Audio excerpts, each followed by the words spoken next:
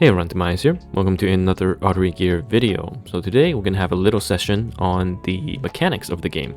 And there are three mechanics that I want to specifically touch on today. One is the attributes. Second is the, or related to attributes, the effectiveness. And also, lastly, the speed RNG. So let's start with the attributes. We know that there are three different attributes, blue, thunder, red molten, and green crystal. So blue beats red beats green beats blue. Pretty simple.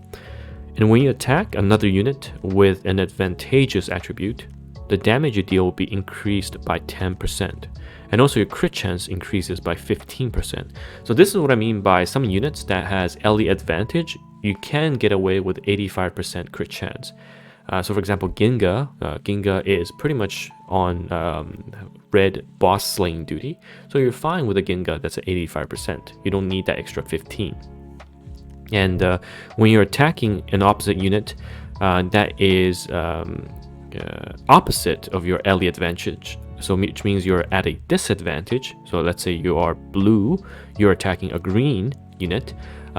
Your chance of hitting the unit will be halved. So they call it deflecting right now, right? So it's essentially a 50% miss. And when you miss, you do 25% less damage and you cannot crit. That's the thing.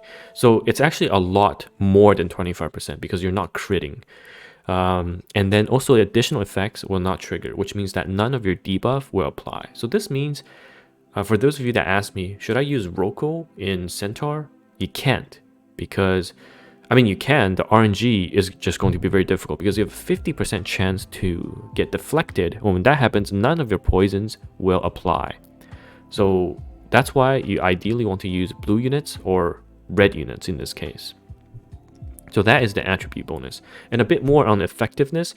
The reason why we say 47% is because in hunts, the boss, I believe their resistance is 60%.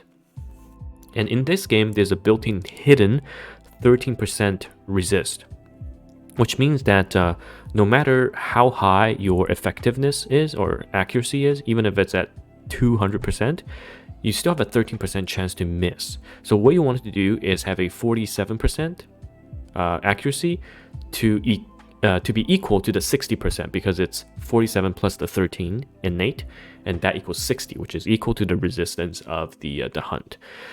I try not to get too deep into the math behind it. It was done via the CM players back then, so there was a lot of research testing going on.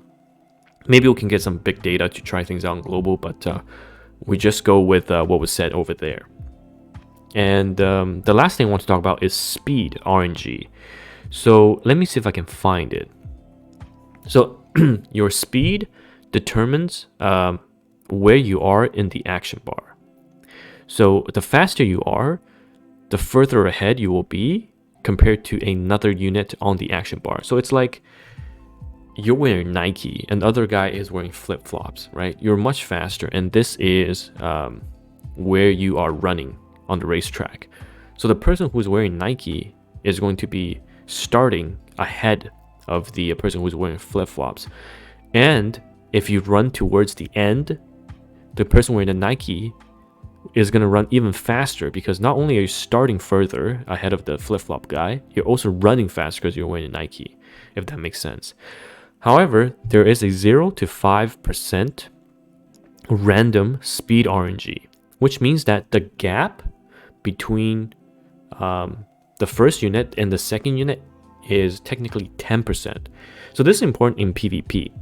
So let's say I have a Timmy that's, just for the sake of math, 200 speed. 5% of 200 is 10. So my starting speed could actually be either 210 or 205. And then for the opponent, even if my starting speed could be 210 or 190. And so the opponent who has a unit, let's say that's 181, for example, or 190, if he rolls really high in the 5%, that unit has a chance to go further or faster than I do if I roll really low on the 5%, if that makes sense. And that's why even when you are max speed, let's say your Timmy is 262 versus a 220, it's still a coin toss. But of course, the faster you are, the less of a chance you'll get outsped. So you still want to push for that maximum speed. But this is why, even when you speed tune, there's a chance your unit will go ahead before the unit you want to move after, just because of this speed RNG. So yes, it's annoying, but it does give some form of luck to allow people with slower gear to fight back. It's not ideal in PvE per se, but in PvP I think it's fine. It's not that big of a difference, but if everyone has the same speed, then how do you determine who goes first, right? Everyone has maximum speed unit. So that is the mechanic behind it. So we talked about the attributes, the 13%, and also the speed RNG, which is 5%. So hopefully this was informative. I'm not sure if people like this type of in-depth discussion about game mechanics. And again, it's in the guide and in the information section. But if you did enjoy it, do let me know. And hopefully I'll have more videos like this in the future. And if you haven't subscribed, please do. And I'll see you guys in the next video.